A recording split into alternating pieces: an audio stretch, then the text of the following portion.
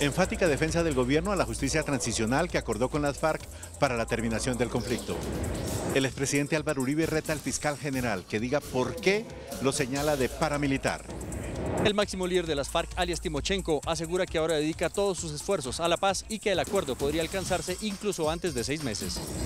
En menos de 6 meses repicarán las campanas de la paz en Colombia, aseguró el presidente Juan Manuel Santos desde Nueva York ante la Asamblea número 70 de Naciones Unidas. Por bajo nivel de caudal, el IDEAM declara alerta roja en el río Magdalena. Emergencia en 3 departamentos del país por incendios forestales. El coronel en retiro Robinson González del Río se declaró culpable por 14 falsos positivos que dejaron 32 víctimas. Dramático aumento de la accidentalidad en el país. Cada día mueren 18 personas, 133 resultan heridos. Santa Fe se acordó de ganar y clasifica a cuartos de final en la Suramericana. Sportivo Luqueño de Paraguay elimina al Tolima de la Suramericana. Autogol de Ospina provoca derrota del Arsenal en Inglaterra. Desde Paola Turbay hasta nuestra Miss Universo Paulina Vega Diepa han pasado por sus manos. Al final de la misión los espero desde la primera colección del famoso estilista Javier Murillo. Ahí nos vemos. Buenas noches, estos son nuestros secretos de hoy. Un curioso suceso sobre el Tratado de Libre Comercio con Corea. 2. Otra empresa de los Nule que se liquida. ¿Y la platica? 3. Se retira el más grande creador urbanístico. 1, 2, 3 y mi carita feliz al cierre.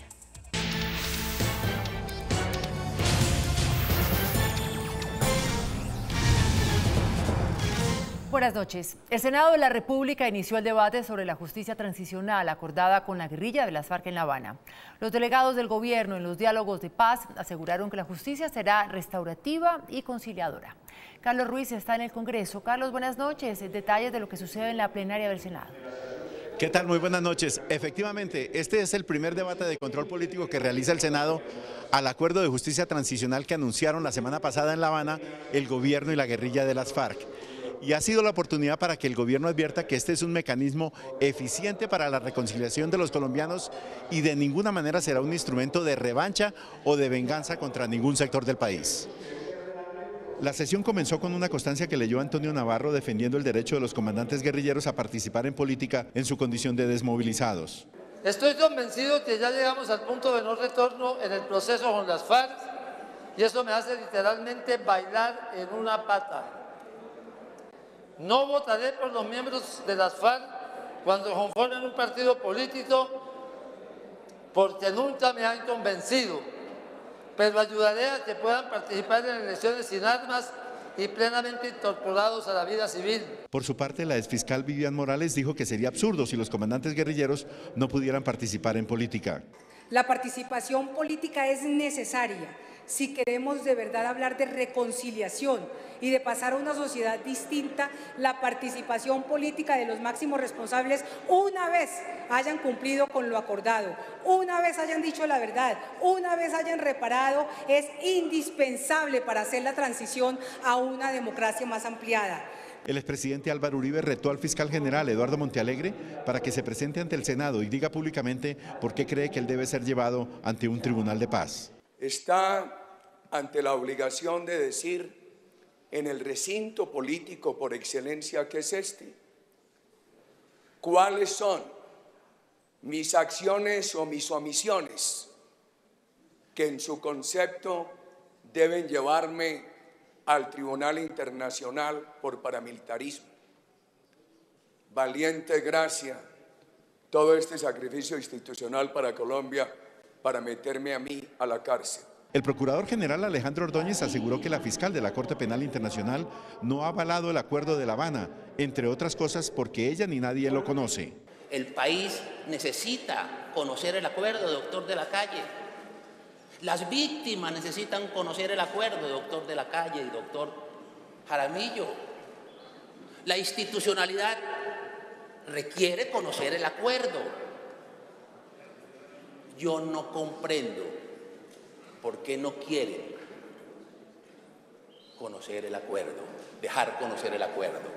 El procurador, sin mencionar al fiscal, le pidió que no juegue con candela, porque si pretende que Uribe debe responder ante el tribunal, el presidente Santos también debería hacerlo por hechos como los falsos positivos. Mientras tanto, el jefe de la delegación negociadora, Humberto de la Calle, le respondió al procurador general Alejandro Ordóñez, anunciando que muy pronto él y el país conocerán el texto de la justicia transicional que acordó el gobierno con las FARC. Y esto ocurrirá pronto, como lo ha señalado el señor procurador. Luego, la exhortación que usted hace, la aceptamos, señor procurador. Aquí vendremos pronto con los documentos completos. No tenemos ninguna reticencia en ese sentido. Y ustedes encontrarán que esos documentos son trasunto fiel de la quinta esencia de lo acordado que está y hace presencia en el documento de 10 puntos del 23 de septiembre, que es realmente el documento único que debe regir las discusiones que estamos llevando a cabo en este recinto.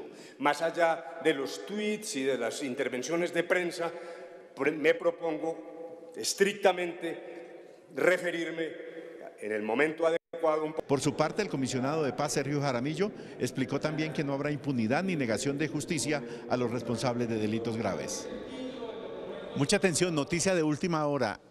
Humberto de la Calle Lombana, a nombre del Gobierno Nacional, acaba de advertir que Álvaro Uribe, el expresidente de la República, no será llevado al Tribunal de Paz, desmintiendo así el vocero del Gobierno Nacional al fiscal general que había planteado la posibilidad de que el expresidente Uribe fuera llevado al Tribunal de Paz. Con estas palabras, Humberto de la Calle trata de liquidar el asunto sobre la controversia sobre si Uribe debería acudir o no a un Tribunal de Paz.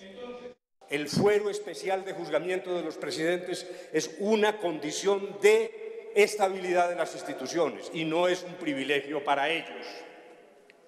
Por lo tanto, el gobierno no piensa que la creación de la Jurisdicción Especial de Paz modifique las normas constitucionales sobre esta materia. No cree que las modifique, pero más allá de eso, tampoco el gobierno concibe, promueve o acepta que el Acuerdo de La Habana deba modificar ese régimen de juzgamiento especial.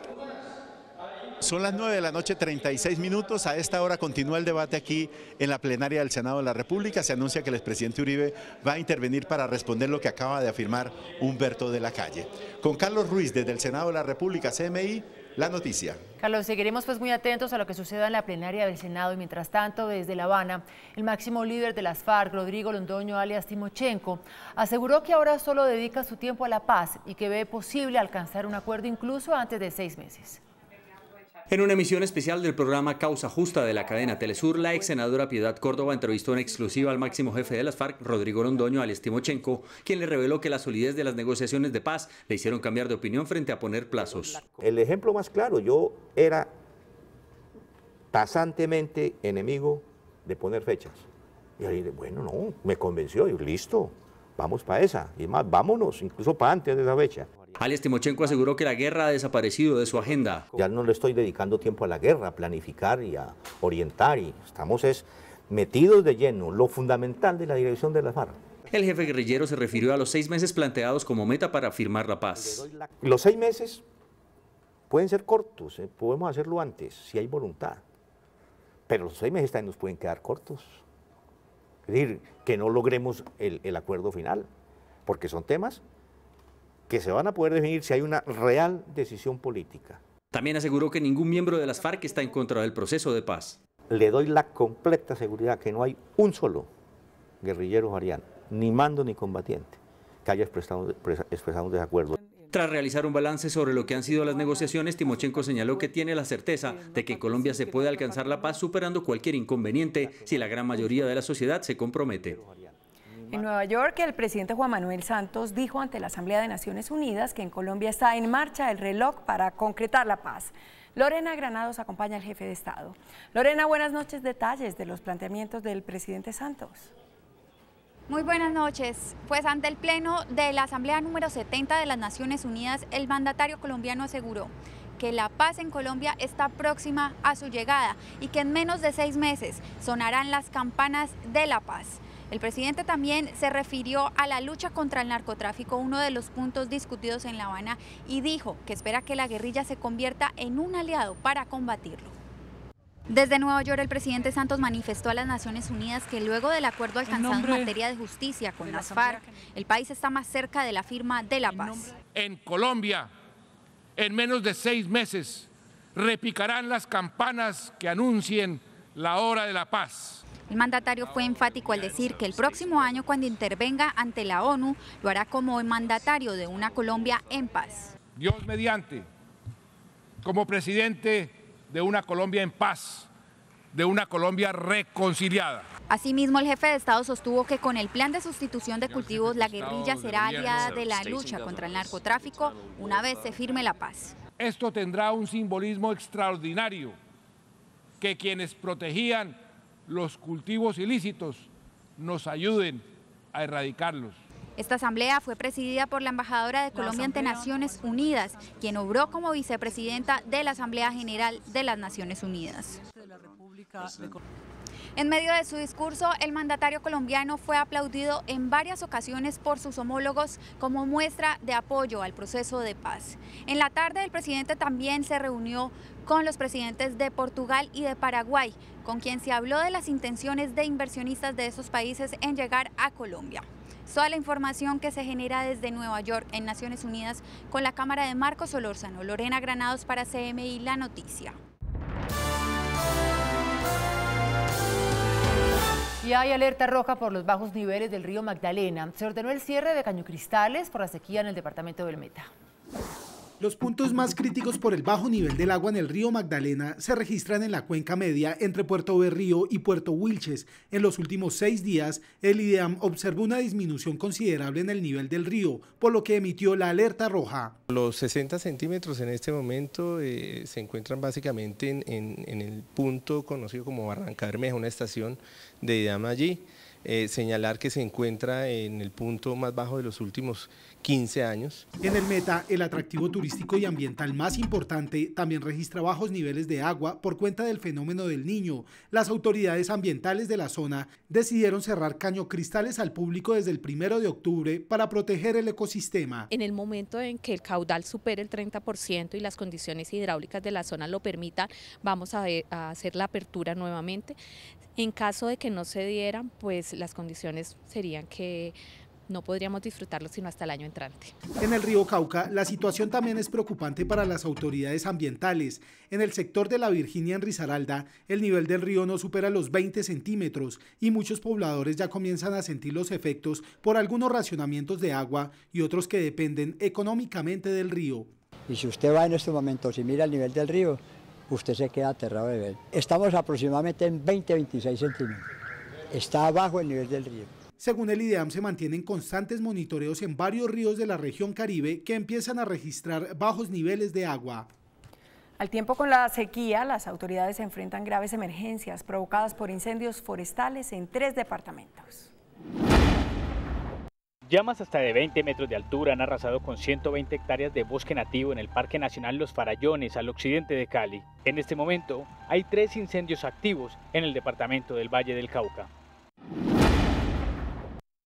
El ministro de Medio Ambiente y Desarrollo Sostenible, Gabriel Vallejo López, indicó luego de que se realizara el comité de emergencia que se cuenta con un plan de acción muy concreto en el tema de agua y agrícola. Con este incendio, 300 hectáreas se han consumido por las llamas, donde la vegetación de bosque nativo se ha visto afectada. 2 helicópteros sobrevolaron por 8 horas continuas, realizando 60 descargas sobre el incendio en Nopsa y Santa Rosa de Viterbo, con la colaboración de 80 hombres. Una verdadera situación de emergencia se registra en estos momentos en una vasta zona del macizo colombiano, en el sur del departamento, donde una gran parte de la zona rural, más de 100 hectáreas, están siendo consumidas por las llamas. Inicialmente fueron evacuados 15 jóvenes quienes se hallaban en una escuela muy cerca al sitio del incendio. Otras 2 personas resultaron heridas con quemaduras de 3er grado.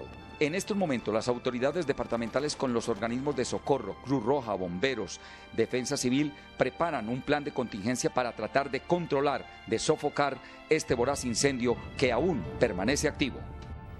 Los cultivadores de papa alertaron sobre una caída en la producción del tubérculo por las altas temperaturas. El ministro de Agricultura, Aurelio Iragorri, descartó un desabastecimiento.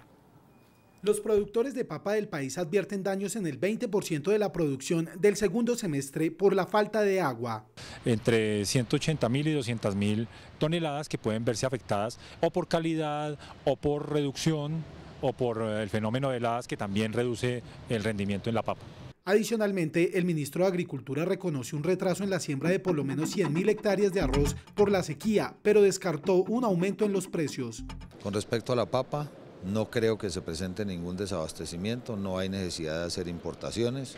Con respecto al arroz, el país nunca ha sido autosuficiente. Con este plan de siembras que lanzaremos el día jueves, buscaremos que uno de los productos, que es el arroz, sembremos las cantidades para ser autosuficientes. El ministerio anunció que esta semana se lanzará el programa de sustitución de cultivos, donde se espera aumentar el área sembrada del país en 1 millón de hectáreas.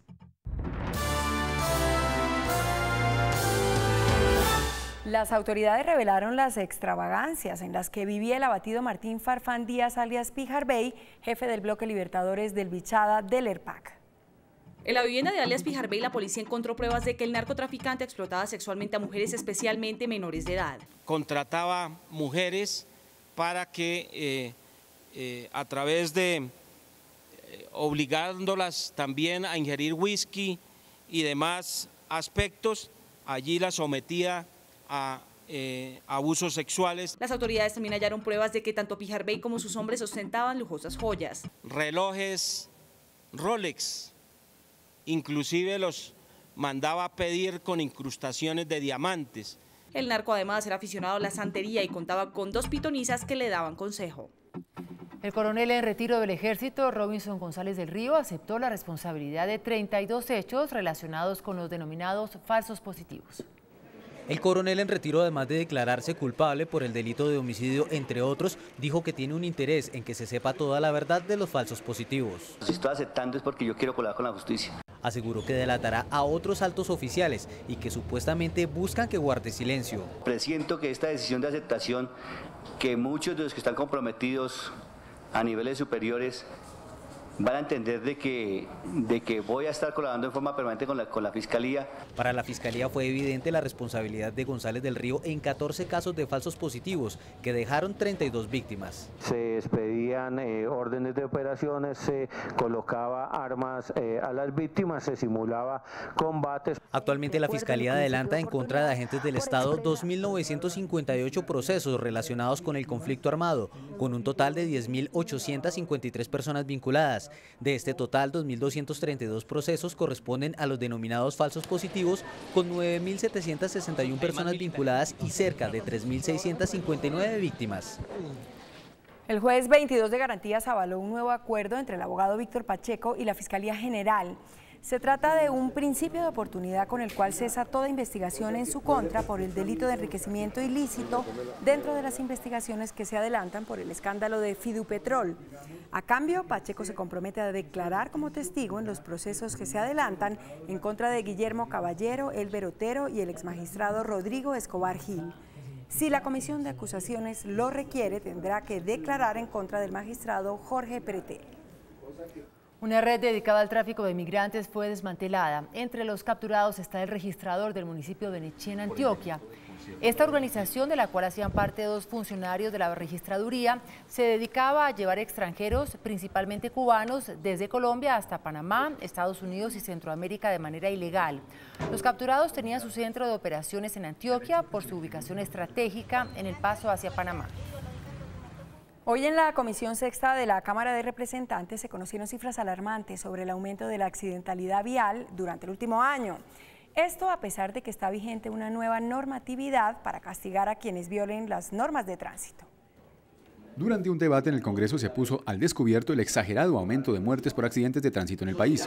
Mientras el año anterior murieron 6.352 personas, en el primer semestre de este año la cifra llega a 3.493, un aumento del 10%. En materia de heridos, durante el 2014 se presentaron 44.452 lesionados y en los primeros 6 meses de este año la cifra llega a los 24.448. Cuestan más de 17 billones de pesos al erario público. Todo este tipo de accidentes, y lo que buscamos es que Colombia se ponga a nivel internacional. El gobierno anunció que a final de este año será lanzada oficialmente la Agencia Nacional de Seguridad Vial para disminuir los accidentes en el país. los frenos ABS, los airbags frontales, los apoyacabezas. Ya está publicada la resolución en el Ministerio de Transporte y está próxima a expedirse, está completamente consensuada. En el debate también se denunció que de las 5.007 empresas de transporte vigiladas por el Ministerio, 3.964 no cumplen con el Plan Estratégico de Seguridad. El candidato a la alcaldía de Bogotá, Enrique Peñalosa, calificó como una bomba atómica el modelo del Sistema Integrado de Transporte Público que implementó el alcalde Gustavo Petro.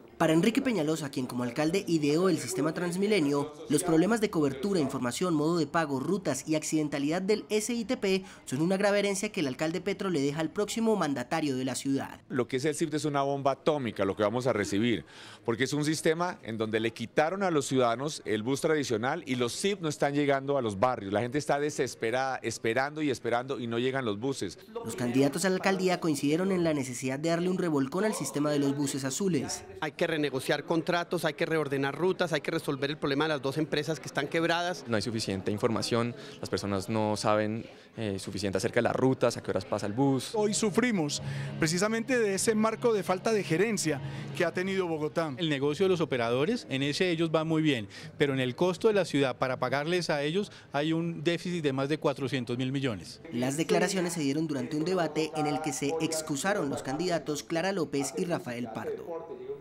El ministro de Salud, Alejandro Gaviria, en medio del Congreso de las EPS del régimen subsidiado, realizó una petición a la comisión que elabora una reforma tributaria estructural. Joana Contreras en Cartagena, buenas noches. ¿De qué se trata este pedido? Hola, ¿qué tal? Buenas noches. El ministro de Salud aquí en el Congreso Nacional de las EPS del régimen subsidiado lanzó una propuesta para que aquellos que tengan megapensiones paguen más por salud. Hoy en día un pensionado debe pagar el 12% de su mesada para su EPS. Sin embargo, el Ministerio de Salud quiere aumentar el porcentaje de aportes de aquellas megapensiones. Esa es una propuesta preliminar que el Ministerio presenta simplemente a una comisión de expertos. No somos nosotros quienes podemos decidir. Según el ministro Gaviria, este porcentaje aumentaría para aquellos que tengan pensiones por encima de 10 salarios mínimos, es decir, más de 6.400.000 pesos al mes. Será la comisión tributaria la que decida si la propuesta puede aplicarse o no. Y una buena noticia para los pensionados que ya podrán adquirir un seguro de renta vitalicia, así lo reglamentó el Ministerio de Hacienda.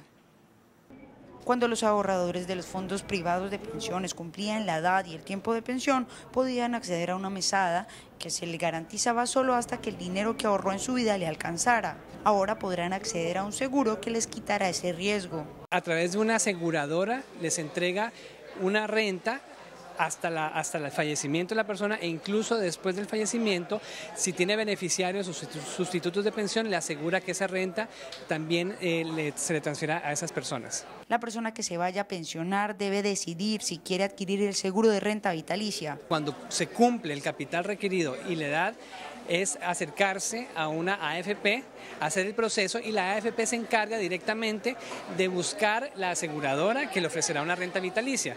El Ministerio de Hacienda ya firmó el decreto con el que se reactivará este mercado y les permitirá a los ahorradores acceder a este seguro. Desde el Congreso de Gestar Salud en Cartagena de Indias, Joana Contreras, CMI La Noticia. Joana, gracias. El director de la Aeronáutica Civil, Gustavo Lenis, anunció nuevas medidas para proteger a los usuarios del transporte aéreo colombiano. Con el fin de proteger a los usuarios del transporte aéreo colombiano, la Aeronáutica Civil impuso nuevas medidas para evitar el cobro exagerado por parte de las aerolíneas sobre los pasajeros. Por ejemplo, el cobro por corrección del nombre en etiquete de viaje en muchos casos tenía una penalidad promedio de 200.000 pesos. Ahora no podrá ser mayor a 30.000 pesos. Y cuando se va a hacer una corrección, la aerolínea está cobrando como si hubiese una modificación. El cobro para los menores de 2 años debe ser menor al 10%. Nosotros estamos reglamentando al 10% de la tarifa de la persona que acompaña al menor. Las investigaciones a empresas del sector aéreo colombiano crecieron hasta 300% y las sanciones en un 44%. La Superintendencia Financiera reajustó la tasa de usura para el último trimestre del año. La Superintendencia Financiera fijó la nueva tasa de usura para los créditos ordinarios y de consumo en 29% entre los meses de octubre y diciembre, lo que representa un aumento de 11 puntos básicos. Por otra parte, reveló que los rendimientos de los afiliados a los fondos de pensiones superaron los 8 billones al cierre de julio. Yo creo que la gran ventaja que tenemos los fondos de pensiones en este momento es la diversificación. Tenemos un porcentaje de cerca del 20% de la inversión está en activos en otros países, de tal manera que nos hemos ganado, digamos, el beneficio de la devaluación. Los activos del sistema financiero crecieron 9,68% en julio de este año, al superar los 10,84 billones. El índice de capitalización de la bolsa, que mide el comportamiento de las 20 principales acciones, cerró a la baja. El índice de capitalización de la Bolsa de Valores de Colombia bajó 0,07% a 1.202 puntos. La acción que más subió fue la del Grupo Aval, con una valorización de 3,51% a 1.180 pesos. La acción que más cayó fue la de Pacific Rubiales, con una pérdida de 4,95% a 6.920 pesos. La acción más transada de la jornada fue la de la empresa de energía de Bogotá, al movilizar más de 31.000 millones de pesos. El precio del dólar cerró al alza. Indicadores económicos del día en CMI. La tasa representativa del mercado que regirá para mañana miércoles será de 3.121 pesos con 94 centavos. Los profesionales del cambio compran la divisa en 2.800 pesos y la venden en 2.830 pesos. Un euro cuesta 3.498 pesos con 82 centavos. La libra de café en Nueva York se cotizó a $1 con 20 centavos. El azúcar se transó en 11,76 centavos de dólar la libra. El barril de petróleo WTI se cotizó en $44 con 93 centavos. Una acción de Ecopetrol cuesta 1.305 pesos.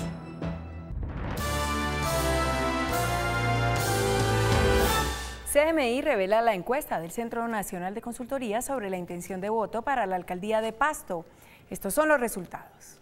Si las elecciones para elegir alcalde de Pasto fueran mañana, ¿por cuál de los siguientes candidatos votaría usted? Los aspirantes con mayor porcentaje fueron Pedro Vicente Obando Ordóñez, Movimiento Ciudadanos por Pasto, 68%, Gustavo Alonso Núñez Guerrero, Cambio Radical, 14%, Voto en Blanco, 5%, No sabe, no responde, 5%. Esta es la correspondiente ficha técnica.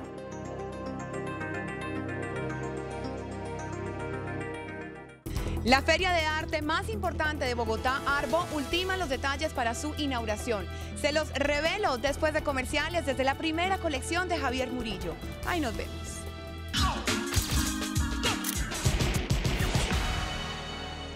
Hola, muy buenas noches para todos y bienvenidos a las noticias del entretenimiento aquí en CMI Emisión Central. Yo los saludo desde el norte de Bogotá en la primera colección del reconocido estilista y preparador de reinas Javier Murillo. Así celebra este hombre 5 décadas en la industria de la belleza. Ha dejado correr toda su imaginación y creatividad para sorprendernos a todos.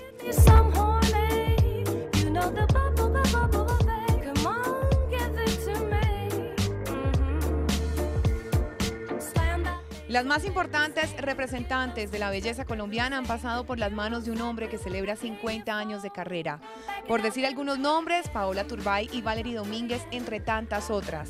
Cuando yo llegué donde Javier no tenía ni idea ni cómo caminar, mira, te lo juro, yo me ponía las manos acá atrás y caminaba con las manos acá atrás, o sea, de un acartonado. Y Javier me enseñó todo, hasta festivos, domingos. Javier Murillo ha dedicado su vida a la belleza, preparación, asesoría en medios y acompañamiento emocional de las jóvenes que sueñan con una corona. A pesar de los años, su nombre sigue vigente y ya envió su grupo a Cartagena. Javier encontró en la ilusión de su primera colección su herramienta para recuperarse de un momento difícil de salud. Me inspiré en los felinos, los pájaros y los reptiles. Así nacen estas 45 piezas que dejan ver el recorrido por el mundo del artista. Trajes de gala en chifón, seda, canutillos, bordados y encajes dejan ver la exploración profunda del diseñador. Una colección que además de sanadora celebra un camino largo recorrido. Con una propuesta urbana inició uno de los eventos más importantes del mundo de la moda, el Paris Fashion Week. Aquí los seguidores de las tendencias tienen una agenda bastante ocupada. Bajo el título Infinito Sol, la firma de moda finlandesa Aalton inauguró la Semana de la Moda de París, evento en el que los diseñadores y las casas de moda más importantes del mundo se dan cita para presentar las tendencias que se impondrán este fin de año. En un escenario inusual donde el rock and roll emanaba en cada detalle, los diseñadores de esta marca quisieron mezclar este género musical con el solsticio de verano. Vestidos blancos hasta la rodilla, faldas asimétricas de color beige, trajes sueltos y los cuellos blancos marcaron esta colección. El próximo 5 de octubre el diseñador colombiano Esteban Cortázar se presentará en este evento. A tan solo 2 días que los colombianos conozcan la más reciente versión de la feria de arte más importante de Bogotá, Arbo, nosotros entramos a Corferias para mostrarles todos los detalles. Luisa Willes, mi compañera, fue la encargada de la misión. El arte es una expresión del ser, es una expresión de la sociedad. El arte te puede sorprender, el arte te puede gustar. Sin embargo, muchas veces encontramos obras contemporáneas que nos llevan a la pregunta: ¿cómo puedo entender el arte? El arte es como las personas, y así como hay personas con las que no tenemos simpatía, entonces hay artistas que son como muy complejos, en los que nos cuesta entrarle, y hay otros que nos van a parecer súper sencillos, que van a ser nuestros amigos. No se necesita de preparaciones o estudios para disfrutar de las obras, solo estar abiertos a la sensibilidad, acercarse sin ninguna prevención, incluso con los precios, porque hay arte para todos. En Arbo, desde menos de $1 millón hasta $1 millón. Un precio se define por la trayectoria que tenga el artista y por las exposiciones que haya hecho, en qué museos ha exhibido. Más de 500 artistas, alrededor de 3.000 obras de arte, del 1 al 4 de octubre en Corferias. Hasta aquí las noticias del entretenimiento en CMI Emisión Central. Yo me despido desde el norte de Bogotá, disfrutando de la primera colección del estilista Javier Murillo. Les deseo a todos una feliz noche y nos vemos mañana. Chao, chao. Después de la pausa, nuestros secretos de hoy.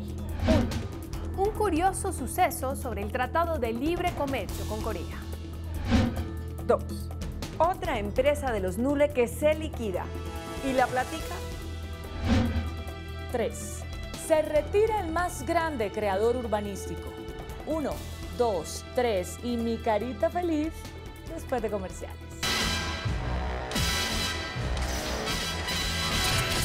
Estos son nuestros secretos de hoy. 1. Si a usted le dicen que el Consejo Económico Colombo-Asiático formuló recusación en contra de César Rodríguez Garavito, con juez sorteado por la Corte Constitucional para dirimir el desempate sobre el Tratado de Libre Comercio con Corea, no es gran noticia. Pero si le explican que la recusación enfrenta a 2 grandes juristas, quienes fueron marido y mujer, es una noticia por lo menos llamativa. El ex magistrado Mauricio González votó a favor de la constitucionalidad del tratado, pero la sala empató 4-4. Se nombró como conjuez al magistrado César Rodríguez Garavito. La jurista Marcela Monroy, ex esposa del magistrado González, demandó al conjuez porque ya había conceptuado sobre la inconstitucionalidad de las cláusulas de un tratado de libre comercio sometidas al control de exequibilidad de la Corte Constitucional. Esta causal de recusación está consagrada en el artículo 25 del decreto 2067 de 1991. Además, revela la doctora Monroy que en un artículo titulado ¿Es constitucional el TLC?, el doctor Rodríguez Garavito conceptuó sobre la inconstitucionalidad de varias de las cláusulas del TLC entre Colombia y Estados Unidos, que son materialmente iguales a las contenidas en el TLC suscrito entre Colombia y Corea. Con base en estos argumentos, el Consejo Económico Colombo-Asiático le acaba de solicitar a la Corte Constitucional dar trámite a la recusación formulada en contra del actual conjuez designado César Rodríguez Garavito para participar en la decisión sobre la constitucionalidad del Acuerdo de Libre Comercio con Corea.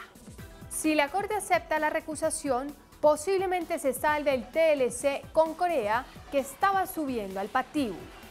La Constitución, pues, fue nuevamente punto de coincidencia entre los 2 exesposos para bien del tratado. 2. Después de 5 años se dio por culminada la liquidación de la firma auditora Ponce de León y Asociados S.A., que hacía parte del grupo Nule. Ponce de León realizaba diferentes auditorías, pero además tenía contratos de los patios y grúas de Bogotá. La caída del imperio de los Nule al estallar todo el escándalo de contratación en Bogotá dejó al descubierto en el 2010 que Ponce de León tenía una grave situación de insolvencia con pasivos que superaban los 80.000 millones de pesos. Entre los acreedores están la DIAN, el ICBF, el SENA, la Secretaría de Hacienda, Inversuma, Proyectar Valores, casi todos los bancos y personas naturales. El liquidador de la firma, Saúl Sotomonte, verificó y los activos de la empresa eran principalmente cuentas por cobrar. ¿Saben de quién? Pues de las mismas empresas quebradas de los Nule. Las supersociedades ya aprobó el fin de la liquidación de Ponce de León.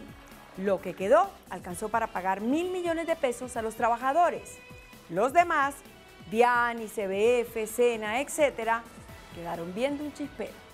3. Pedro Gómez Barrero, posiblemente el más grande empresario de la construcción que ha tenido Colombia, se retira de la presidencia de su compañía después de casi 50 años de liderar su marcha. Fue creador de grandes complejos comerciales como Unicentro, origen de todos los multicentros del país. Construyó grandes urbanizaciones y los hoteles más afamados del país. Durante toda su vida ocupó el puesto más destacado dentro de la construcción nacional, el emprendimiento y la educación.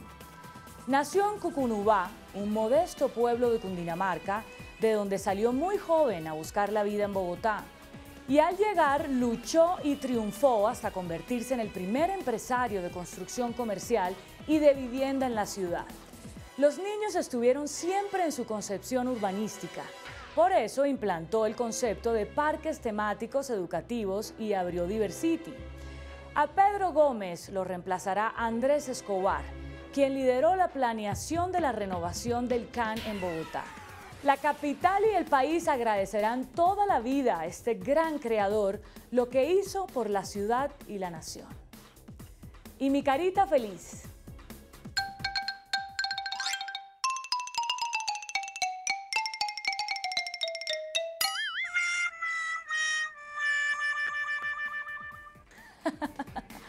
Hasta mañana, que descanse.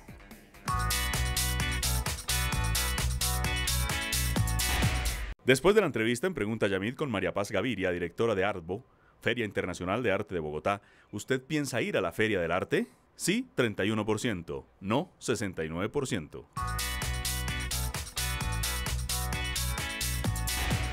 Hasta aquí las noticias, nos vemos mañana en CMI y no se muevan que ya viene hashtag.